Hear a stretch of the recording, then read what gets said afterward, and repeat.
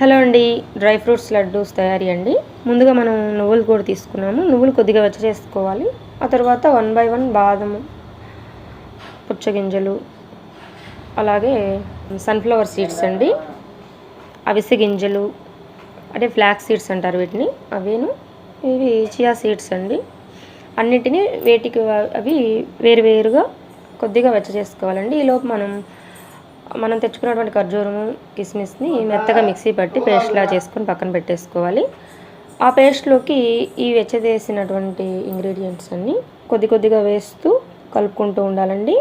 మేము వేసిన అన్ని ఇంగ్రీడియంట్స్కి కూడాను కలిపి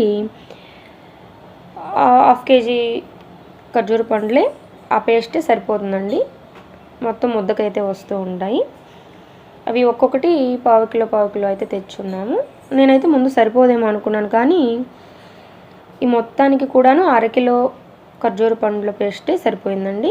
మనం కొద్దిగా ఒక గిన్నెలో నెయ్యి తీసుకొని చేతికి నెయ్యి అంటించుకొని ముద్దలు చేసుకుంటే ముద్దలు చక్కగా నీట్గా వస్తాయి.